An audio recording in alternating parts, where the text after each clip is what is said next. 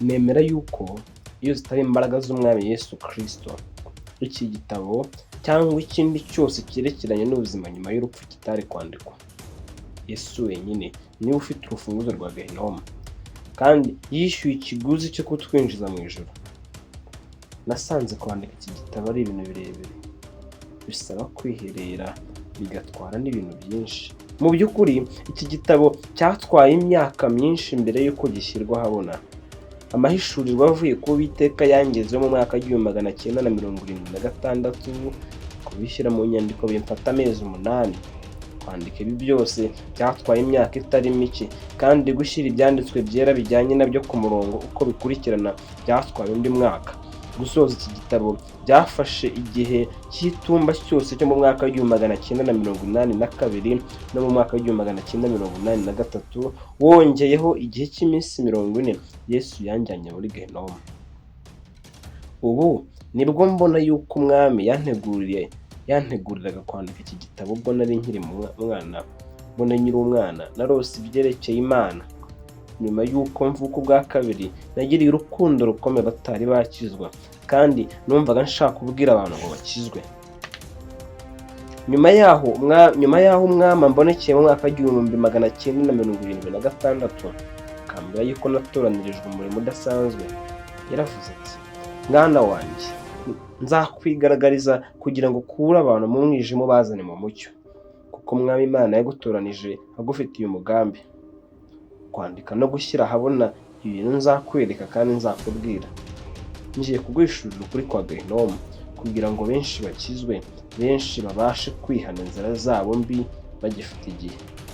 Nzavana umwuka wawe mu mubiri wawe, njyewe Umwami Yesu Kristo ugize muri Gehinomu n'ahandi hantu nshaka ko ubona. Nzanakwereka amayerekwa y'ijuru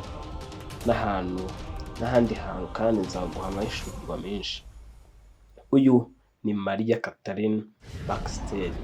Umva uko Yesu yamubwiye: "Kubw'uyu mugambi nicyo cyatumye uvuka, kwandika no kuvuga ibyo nakweretse kandi nakubwiye, kuko ibi bintu ari byo kwizerwa kandi ari iby'ukuri. Umuhamagaro wawe ni ugutuma isi yose imenya ko hari umuriro utazima, kandi ko njyewe Yesu noherejwe n'Imana kubakiza ako gashinyaguro." Iki ni igitabo ihishurirwa riva ku Mana ku bijyanye na Gehinomu. Ni igitabo cyanditswe na Madamu Maria Catherine Baxter, gikubiyemo ibice 26. Turagenda dusoma igice ku kindi mu ma episode. Uyu munsi turaganira duhereye ku gice cya mbere. Mbese muri Gehinomu ni hehe?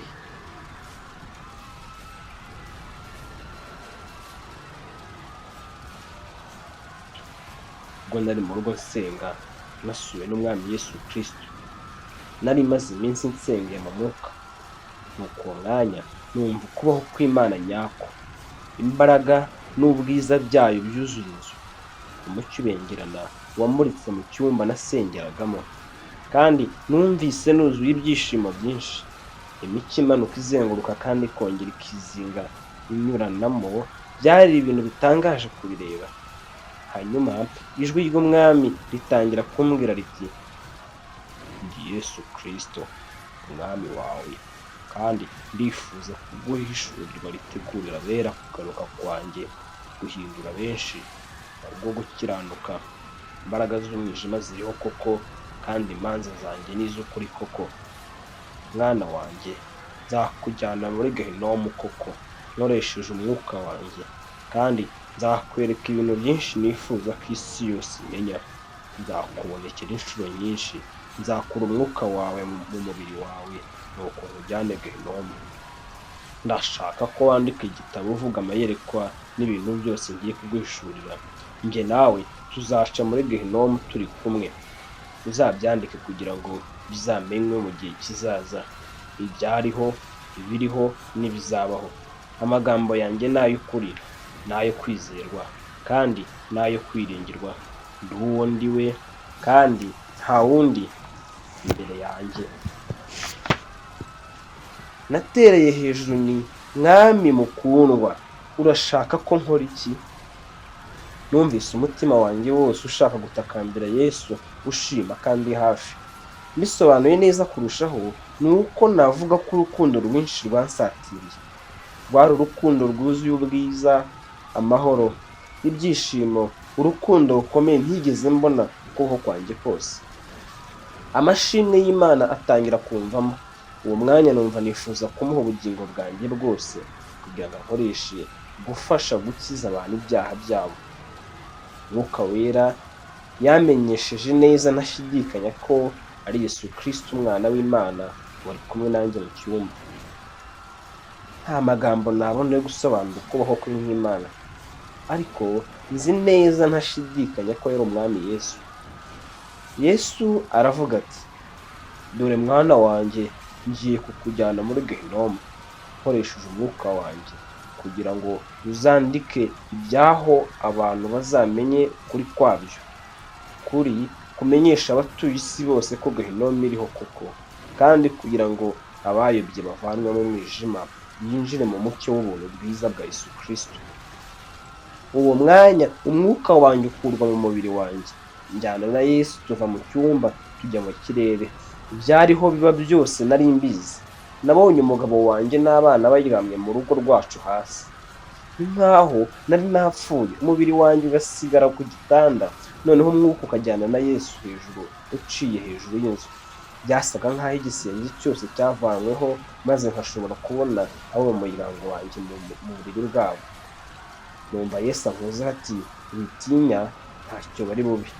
Yamenye ibyo ntekereza. Ndagerageza uko nshoboye kose kubabwira intambwe ku yindi ibyo nabonye kandi numvise. Ibintu bimwe sinabisobanukiwe. Umwami Yesu yambwiye icyo byinshi muri byo bisobanura, ariko hari bimwe atambwiye. Icyo gihe namenye ibintu ntashidikanya, kandi n'ubu nzi neza ko ibyo bintu byariho biba, kandi ko Imana yonyine ariyo yabinyeretse. Ndashima izina ryayo ryera. Bantu nimuba bera, Gehinomu iriho koko. Najyanyweyo n'umwuka inshuro nyinshi ubwo nateguraga iyi nkuru. Uwo mwanya twari hejuru mu kirere. Narahindukiye ndeba umwami Yesu. Yari yuzuye ubwiza n'imbaraga, kandi amahoro atavugwa yamuvagaho.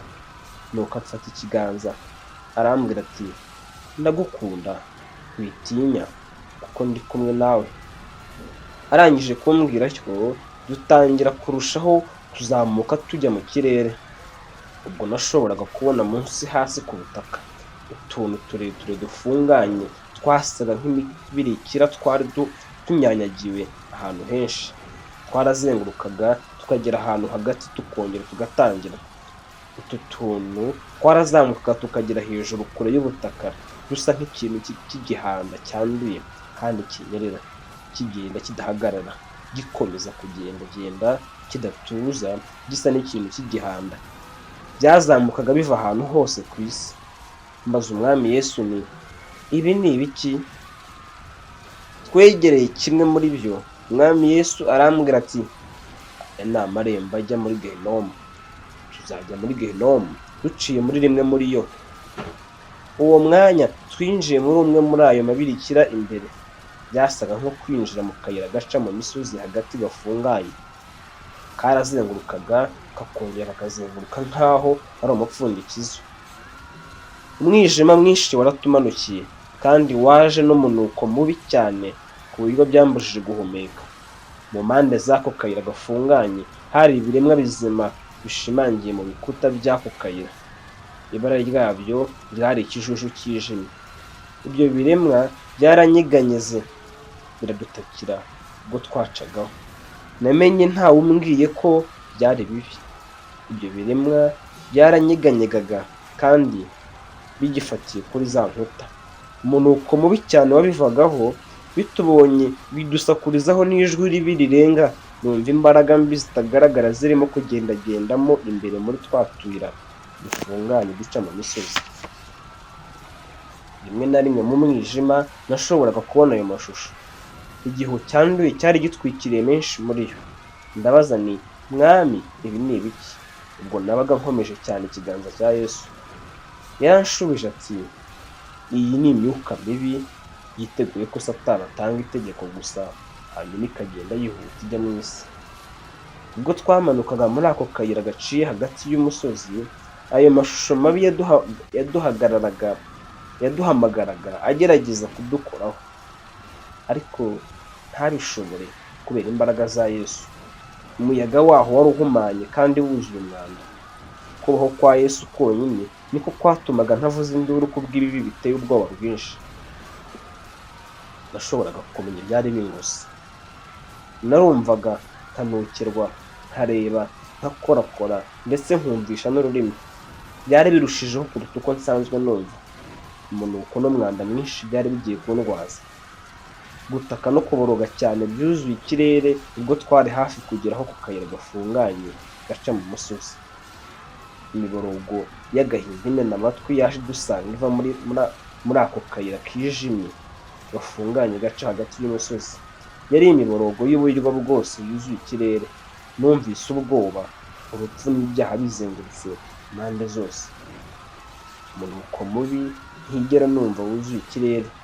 Wari umunuko w'umubiri ugitangira kubora kandi wasaga nk'aho wavaga impande zose.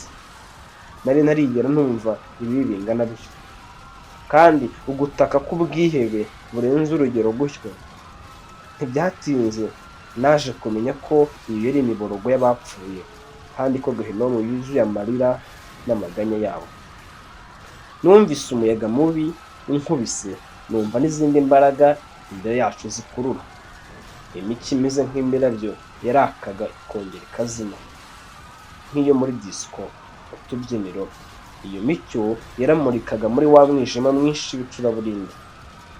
Ibi bigatuma haza ibicucu by'ibara ry'ikivurivundi cy'ibikuta. Sinashoboye kureba neza ikintu cyari kiri imbere yanjye. Naratinye cyane maze kumenya ko cyari ikiyoka kinini cyagendaga imbere yacu. Nkomeje kwitegereza, nabonye ibiyoka bisa nabi bikururuka ahantu hose. Yesu arambwira ati, bidatinze turaba twinjiye mu kuguru kw'ibumoso kwa Gehinomu. Imbere ugiye kubona ibiteye agahinda katagifite ibyiringiro, kandi urabona n'ibindi birenze ukwemera. Ugome hafi yanjye, ndaguha intege n'umutekano ngo turi bube duca muri Gehinomu. Ibintu ugiye kubona ni ibyihaniza. Igitabo uzandika kizakiza benshi kujya muri Gehinomu. Ibyo ureba nibyo koko. Witinya, kuko nzakuba hafi, ndi kumwe nawe. Nyuma y'igihe kirekire, njye n'Umwami Yesu twari twageze munsi, mu ndiba ya ka kayira gafunganye kari munsi y'umusozi. Turatambuka tugera muri Gehinomu. Ndagerageza uko nshoboye kose kubabwira ibyo nabonye, kandi ndabibabwira nkurikije uko Imana yabimpaye uko bikurikirana. Imbere yacu nk'aho amaso yagarukiraga, hari ibintu biguruka bigenda bigaruka bitaruka ahantu hose. Amajwi aniha no gutaka byuzuye agahinda byari byuzuye ikirere. Imbere yanjye nabonye umucyo utagaragara neza, nuko tugenda tuwusanga. Akayira kari kumye karimo umukungugu. Twari bugufi yo kugera ku munwa w'akayira gato gafunganye gaca mu musozi hagati. Ibintu bimwe sinashobora kubyandika. Byari bibi cyane biteye ubwoba, ntawabirondora. Ubwoba bwo muri Gehinomu ushobora no kubusogongera. Nzi yuko iyo nza kuba ntari kumwe na Yesu ntashoboraga kugaruka. Bimwe mu byo nabonye nandika simbisobanukirwe, ariko Umwami azi byose kandi yamfashije gusobanukirwa byinshi muri byo. Reka kugira inama y'ingenzi, ntuzajye hariya hantu. Ni ahantu habi cyane hagashinyaguro, h'imibabaro myinshi ndengakamere n'agahinda k'iteka ryose. Umwuka wanjye ntuzapfa, uzabaho iteka ryose. Umwuka wawe ni wowe, kandi umwuka wawe uzajya mu ijuru cyangwa Gehinomu.